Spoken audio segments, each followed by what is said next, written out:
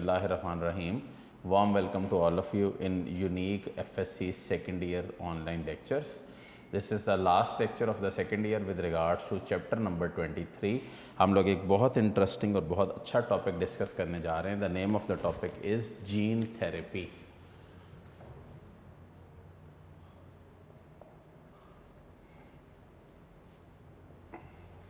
It is a sophisticated technique. It is a sophisticated technique used for the insertion of genetic material into human cells for the treatment of genetic disorders. ठीक है, ये एक proper इसकी definition है. ये एक technique है जिसकी मदद से आप जेनेटिक मटेरियल को इंसानी सेल्स में इंट्रोड्यूस करते हैं और डिसऑर्डर्स को ट्रीट करते हैं. अच्छा, इसमें प्रोसीजर्स हैं जो इंसान को हेल्दी जीन्स भी देते हैं और फॉल्टी जीन्स को कवर अप भी करवाते हैं. ठीक है, और इसके अलावा इसमें जेनेटिक डिसऑर्डर्स की ट्रीटमेंट्स, कार्डियोवैस्कुलर डिसऑर्डर्स की ट्रीटमेंट्स, ये सब कुछ करवाया जाता है. बहुत इंटरेस्टिंग टेक्निक्स हैं. अगर बोर्ड में कोई लॉन्ग क्वेश्चन आता है इस चैप्टर में से तो वो जीन थेरेपी का श्योर शॉर्ट होता. अब यहाँ पे बेटा चूँकि लॉन्ग तो नहीं है, लेकिन शॉर्ट और MCQs वाइज जीन थेरेपी में से बहुत कुछ है जो आता है. बहुत ज़्यादा पूछा जाता है कि जीन थेरेपी में जैसे मुख्तलिफ़ बीमारियों के नाम हैं, उनके फंक्शंस के हवाले से पूछा जाता है, उनसे रिलेटेड प्रॉब्लम्स के हवाले से पूछा जाता है और वो सब बातें डिस्कस की जाती हैं. दो हैं यहाँ पे. पहली एक्स विवो जीन थेरेपी. इसमें क्या होता है, इसको कैसे हम समझेंगे, जानेंगे और देखेंगे. इसमें सबसे पहले हमारे पास होता है SCID, जो पहली बीमारी है जिसको अब हम पढ़ने लगे हैं. गौर से पढ़िएगा और जानिएगा. Severe combined immuno deficiency syndrome. ठीक है, इसमें होता क्या है, इसमें ये जो बच्चे होते हैं पैदाइशी तौर पे इन बेचारों में एक एंजाइम नहीं होता. The name of the enzyme is ADA, adenosine D aminase. ये वो एंजाइम होता है जो B और T लिम्फोसाइट्स को मैच्योर करवाता है. ठीक है, B और T लिम्फोसाइट्स को मैच्योर करवाता है. अब प्रॉब्लम क्या होती है कि चूंकि B और T लिम्फोसाइट्स मैच्योर नहीं होते इन बच्चों में, क्योंकि इनके पास ADA एंजाइम नहीं है. One gene one polypeptide hypothesis आप पढ़ चुके हो तो आपको आइडिया इस चीज़ का. तो क्या होता है, इन बच्चों में कोई भी अगर इन्फेक्शन आ जाता है तो इन बच्चों के लिए, बेचारों के लिए फेटल होता है. तो सबसे पहले तो ये गौर करें कि SCID क्या होता है. मैंने बॉक्स में कर दिया सो दैट आप समझ लो. Severe combined immuno deficiency syndrome, ये वो जेनेटिक डिसऑर्डर है जिसमें बच्चों में ADA एंजाइम नहीं होता. ADA एंजाइम क्या करता है, ये वो एंजाइम है जो B और T लिम्फोसाइट्स को मैच्योर करता है. अब चूंकि B और T लिम्फोसाइट मैच्योर नहीं हो सकते इस केस में, तो ऐसे बच्चों में जब इन्फेक्शन होता है तो वो फेटल होता है. अब बड़ी तादाद में लोगों में ये प्रॉब्लम है. इसको ट्रीट करने के लिए एक्स विवो जीन थेरेपी की गई. कैसे? एक्स विवो जीन थेरेपी का तरीका भी देख लें और SCID के हवाले से भी इसको पढ़ लें. बोन मैरो स्टेम सेल्स को रिमूव किया जाता है. बोन मैरो स्टेम सेल्स को रिमूव किया जाता है ब्लड से, और उसके बाद उनको इन्फेक्ट किया जाता है रेट्रोवायरस के साथ. ठीक है, इन्फेक्टेड विद रेट्रोवायरस. जब उनको रेट्रोवायरस से इन्फेक्ट कर देते हैं जिसके ऊपर नॉर्मल जीन होती है, तो उसके बाद इसको हैविंग नॉर्मल जीन, तो बेटा इसको फिर एक ऑपरेशन करके उस बच्चे में ट्रांसप्लांट कर दिया जाता है. ठीक है, transplanted back into the basically bone marrow. ठीक है जी.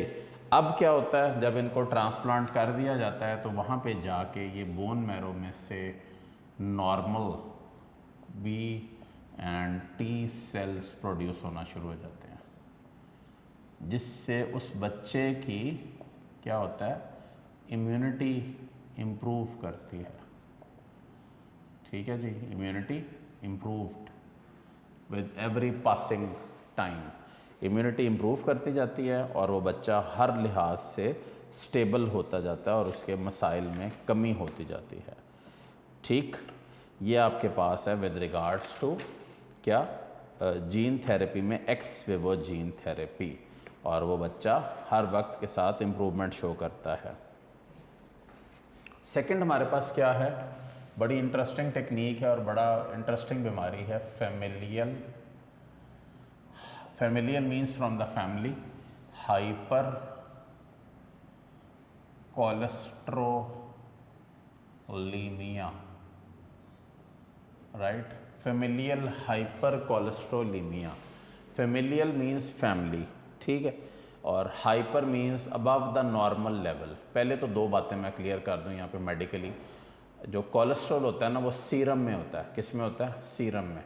अगर serum cholesterol level above 200 mg पर डेसीलीटर हो जाए तो इसको हाइपर कोलेस्ट्रोलीमिया बोलते हैं। तो इस कंडीशन में वजह क्या बनती है? वजह ये बनती है कि लिवर सेल्स में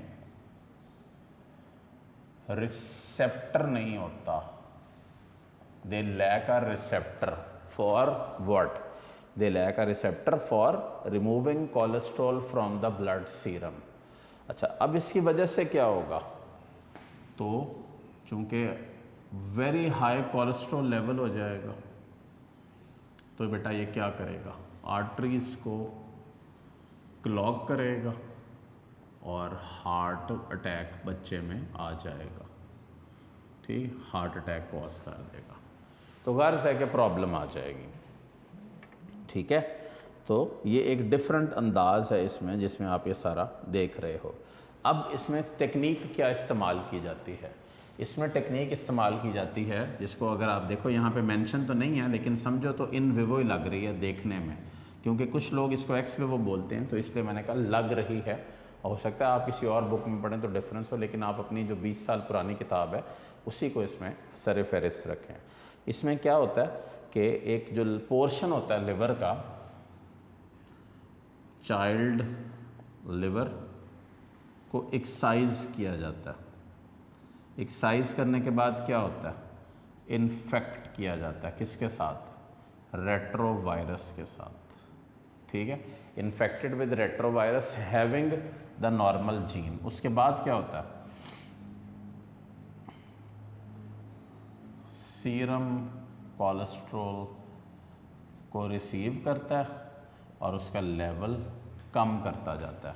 as a result of that, जब कोलेस्ट्रॉल का लेवल कम होता है तो डेफिनेटली व्हाट हैपन्स इज़ कि बच्चे के अंदर जो रिस्क है हार्ट अटैक का वो कम से कम होता जाता है और इसी तरह वो बच सकता है। तो इन विवो में क्या होता है?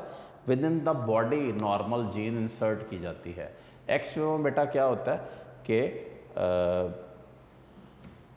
बॉडी से बाहर बोन मैरो स्टेम सेल्स निकाल लिए जाते हैं, उनको इन्फेक्ट किया जाता है, फिर ट्रांसप्लांट किया जाता है और फिर नॉर्मल बी और टी सेल्स प्रोड्यूस होते हैं और इम्यूनिटी भी इम्प्रूव हो जाती है। ये बेटे आपके पास हैं दो बीमारियां जो हमने पढ़ी।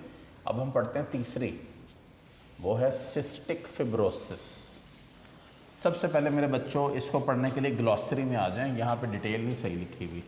पहले इसको ग्लॉसरी से पढ़ते हैं फिर यहाँ से पढ़ेंगे।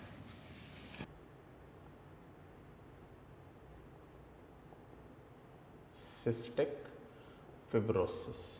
What is this? Cystic fibrosis, सबसे पहले तो मैं आपको सबको ग्लॉसरी में ले आता हूँ, वहाँ से इसको पढ़ते हैं। हम आ जाएंगे बेटा पेज नंबर 3 पे ऑफ द ग्लॉसरी। मैं पढ़ के सुना रहा हूँ। It is an autosomal disorder that produces the most common fatal genetic diseases in Caucasians. ये ख़ास नस्ल है, मिडल ईस्ट, यूरोपियन, कुछ इस तरह की। और इवन जो साउथ अमेरिकन हैं उनके अंदर भी आ जाते हैं। इसमें क्या होता है, थिक म्यूकस सिक्रीट होता है जो पैसेजेस को, लिवर को, लंग को, पैनक्रियास को ब्लॉक कर देता है बच्चे के अंदर ही। तो अब सिस्टिक फिब्रोसिस में होता क्या है, म्यूकस प्रोड्यूस होता है, म्यूकस की वजह से क्या होता है, ब्लॉकिंग। जब बेटा सब कुछ ब्लॉक हो जाता है तो ऐसे बच्चों को तो बेटा शुरू में सांस ही नहीं ना आएगा, वो तो बड़ा घुट घुट के जिसको कहते हैं वो सांस लेंगे। तो फिर इसका इलाज क्या है सिस्टिक फिब्रोसिस पेशेंट्स का, इसका इलाज क्या है कि इन, और सबसे पहले इसकी कॉज क्या है, कॉज लिखा हुआ है यहाँ पे, बहुत ज़्यादा ये एमसीक्यू पूछा गया है एमकेट में भी, transmembrane carrier of chloride ions missing है। ठीक है, transmembrane carriers of chloride ions इसमें मिसिंग है। ठीक है बेटा जी। अच्छा, अब इन लोगों के अंदर करते क्या हैं, इलाज इसका क्या करते हैं, नेज़ल स्प्रे लेते हैं, नेज़ल स्प्रे, इसमें लिपोसोम माइक्रोस्कोपिक कोटेड वेजिकल्स लेते हैं। ठीक है, उनको स्प्रे करते हैं नाक में, ये नेज़ल पैसेज के थ्रू बच्चे में जाते हैं और फिर जाकर ये जो म्यूकस है उसको कम करते हैं। Mucus is a very sticky secretion, जैसे हमारा थूक है उसमें भी म्यूकस को उसको बोला जाता है, तो बड़ी स्टिकी सिक्रीशन होती है। जहाँ पे ज़्यादा हो जाए, जैसे हमें बलगम आती है तो हम या तो उसको निगल लेते हैं या थूक देते हैं, क्योंकि अगर कहीं बैठे हो तो बेटे फिर तो नहीं ना मेरे बच्चे थूक सकते, लेकिन वैसे जब हम उसको थूकते हैं तो उसमें म्यूकस भी शामिल होता है, तो बड़ा थिकी होता है, थिकी सा और स्टिकी सा होता है जो ब्लॉक कर देता है रेस्पिरेटरी पैसेजेस को। ठीक है बेटा, तो ये हमारे पास है सिस्टिक फिब्रोसिस के हवाले से। अब कुछ चीज़ें हम पढ़ते हैं कैंसर पेशेंट्स के लिए।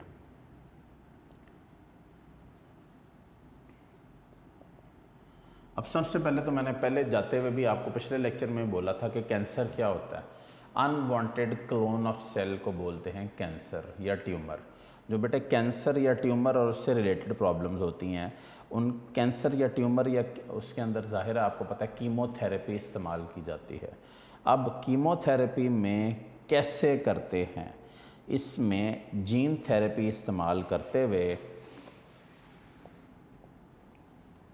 बोन मैरो स्टेम सेल्स, ठीक है, बोन मैरो स्टेम सेल्स को इन्फेक्ट कर देते हैं with normal gene. As a result of that क्या होता है, जब उनको इन्फेक्ट कर देंगे आप तो वो नॉर्मल सेल्स प्रोड्यूस करना शुरू कर देंगे। और आपको पता ही है बेटा कैंसर तो है ही अनवांटेड क्लोन ऑफ सेल, जिसकी वजह से अनवांटेड कॉपीज़ बनना शुरू हो जाती हैं ब्लड के अंदर, तो वहाँ से फिर मामलात बेहतरी की तरफ चल पड़ते हैं और बेहतर से बेहतर होते चले जाते हैं। ठीक है, नेक्स्ट हमारे पास क्या है, next point, coronary artery angioplasty. What is that बेटा? अब सबसे पहले तो मैं आपको बता दूं कि कॉर्नरी आर्टरी हो या कोई भी आर्टरी हो, उसकी 3 लेयर्स होती हैं ऐसे। ठीक, ये दरमियान में जो स्पेस नज़र आ रही है ये इसका बोर है। ठीक है, और कॉर्नरी आर्टरी सबको पता होना चाहिए, ये वो आर्टरीज होती हैं जो ब्लड सप्लाई करती हैं हार्ट को। ठीक, अब क्या होता है, एंजियोप्लास्टी बेसिकली एक ऐसा प्रोसीजर है जो जब ये आर्टरी यानी कि ये बोर यहाँ से बेटा बंद हो जाता है तो सर्कुलेशन रुक जाती है, इंसान को जिसे उर्दू में कहते हैं दिल का दौरा पड़ गया और वो गिर जाता है, उस कंडीशन के अंदर कॉर्नरी आर्टरी एंजियोप्लास्टी की जाती है। उसमें क्या होता है, बैलून कैथीटर ऐसे इंट्रोड्यूस किया जाता है, बैलून कैथीटर इंट्रोड्यूस किया जाता है। इस बैलून कैथीटर के ऊपर वैस्कुलर एंडोथीलियल ग्रोथ फैक्टर लगा दिया जाता है, वैस्कुलर एंडोथीलियल ग्रोथ फैक्टर इसके ऊपर लगा देते हैं। लगाने से क्या होता है बताएं? लगाने से ये होता है कि अब जब भी ये जो आर्टरी है इसके ऊपर जो प्रोलिफरेशन होती है, इसकी जो इनर वॉल्स है, जो आपको पता है इसका इनर वॉल का नाम क्या है सब बच्चों को? इसको बेटे बोलते हैं एंडोथीलियम, ठीक है। वेस्कुलर एंडोथीलियल ग्रोथ फैक्टर यहाँ पे इसको ग्रो करवाना शुरू कर देता है। जब ये यहाँ पे वेस्कुलर एंडोथीलियल फैक्टर की वजह से ग्रो करता है, प्रोलिफरेट करता है, तो ये इसका मतलब ये कि जो बार बार आर्टरी बंद हो रही थी उसकी वो शिद्दत नहीं रहेगी जो वो पहले जिस अंदाज में हो रही थी और जिस प्रॉब्लम का वो शिकार थी। तो कहने का मतलब ये कि ये दुनिया ने बैलून कैथीटर के ऊपर लगा के फिर इंसर्ट करते हैं, फिर वो इसको खोल देते हैं और फिर ये लंबे अरसे तक बंद नहीं होती। बात सिर्फ इतनी कि लिपिड्स का अपटेक कम से कम रखें बॉडी के अंदर। बार बार मैं ये कहता रहता हूँ क्लासेस के अंदर भी कि डाइट को बैलेंस रखें सो दैट इंसान इन प्रॉब्लम से बचे, क्योंकि ज़िंदगी में ये सब आजमाइशें हैं। अल्लाह ताला मुझे भी इनसे बचाए और मेरे बच्चों को भी इनसे महफूज रखे। अच्छा, इसके अलावा हेमोफीलिया का कुछ थोड़ा सा जिक्र करते हैं। मेरा ख्याल आप सबको पता है हेमोफीलिया, चैप्टर 22 में मैंने पढ़ाया था।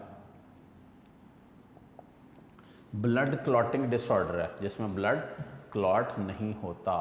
अच्छा, हेमोफीलिया में फैक्टर्स का था, फैक्टर 8 है, फैक्टर 9 है, फैक्टर 11 का जिक्र था। तो अब यहाँ पे क्या करते हैं, नॉर्मल क्लॉटिंग फैक्टर जीन्स को स्पेशली रखा जाता है स्पेशल ऑर्गन्स के अंदर जिनको बोलते हैं ऑर्गेनॉइड्स। ये आर्टिफिशियल ऑर्गन्स होते हैं जिनके ऊपर ये जीन्स को रखा जाता है और फिर इनको यहाँ पे ऐड कर दिया जाता है और फिर ये एज सच इसी फॉर्म में मौजूद रहती हैं। और फिर क्या करती हैं कि ये नॉर्मल जो हमारे फैक्टर्स मिसिंग होते हैं उनको यहाँ पे बनाने में मदद करती हैं। फिर हमारे पास बेटा जी नेक्स्ट है पार्किंसन डिजीज़। याद है पार्किंसन डिजीज़, राशा। इसमें बेटा क्या होता है, अल्लाह रहम करे, तकलीफ़ दे बीमारी है, इसमें हाथ हर वक्त हिलते रहते हैं।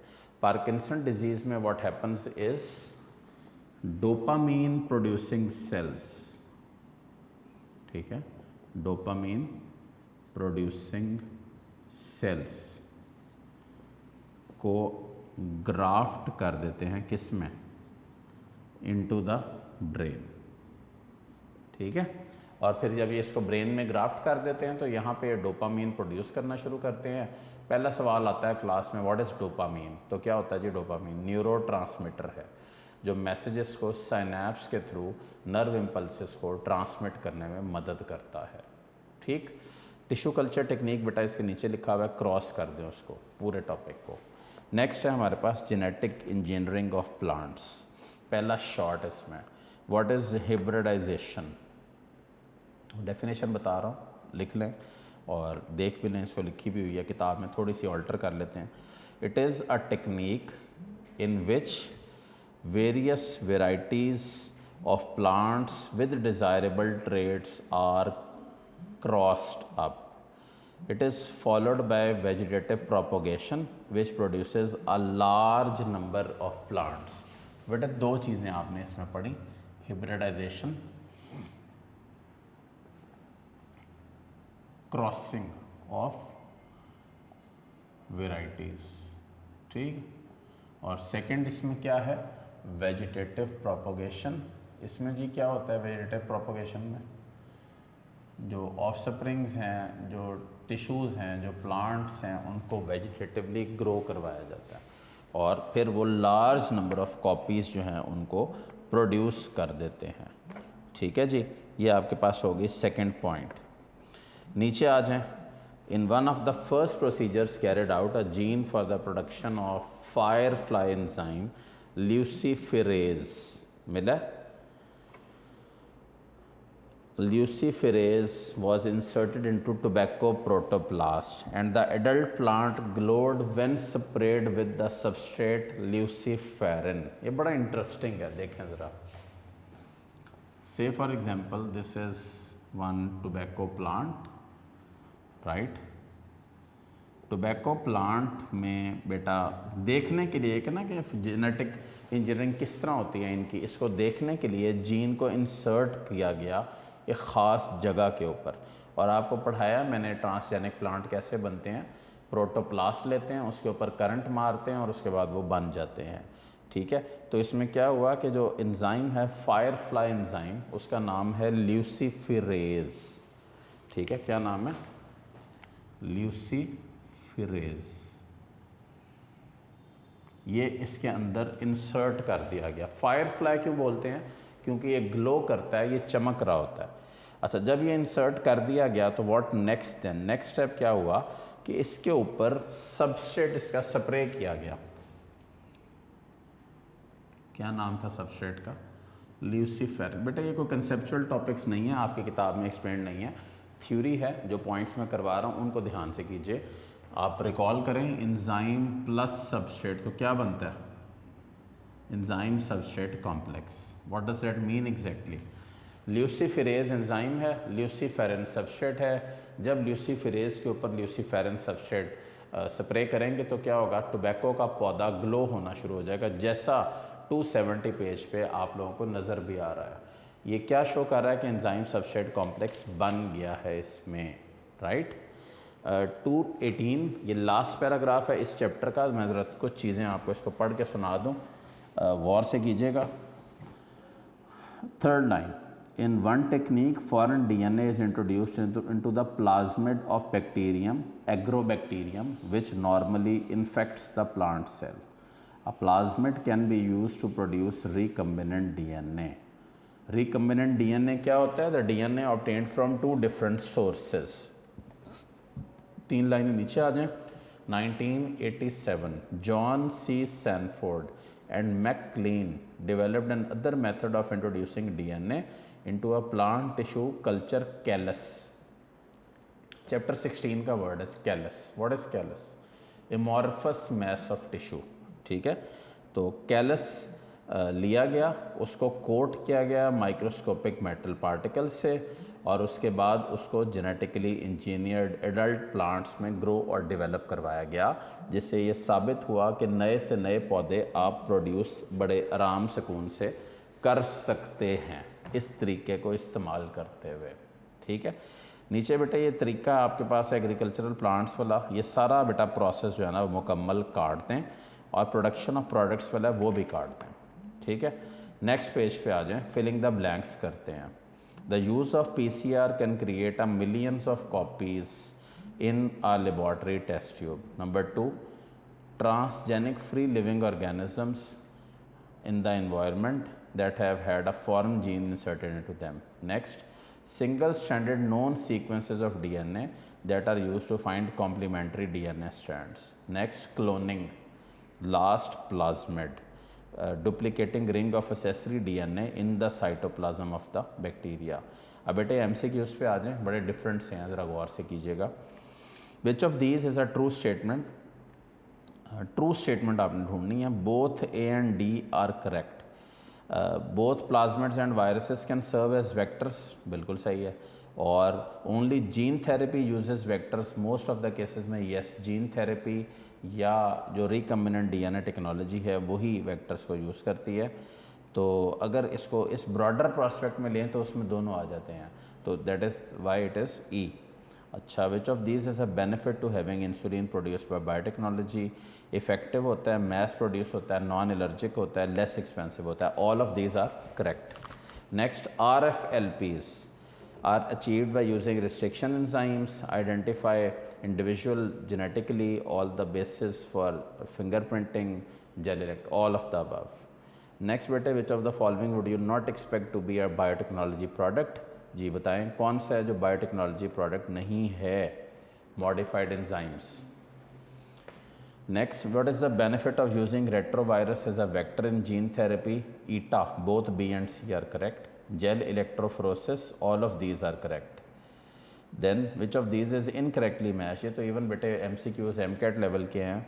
DNA ligase and mapping the human chromosome. बेटे that is all of chapter 23। आपका सिलेबस बेटा कंप्लीट हो गया।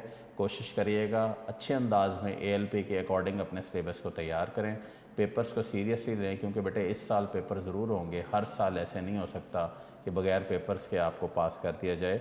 मेरी तरफ से बेहतरीन दुआएं आप सबके लिए, दिल लगा कर पढ़िए और गेन करिए। अल्लाह हाफिज़।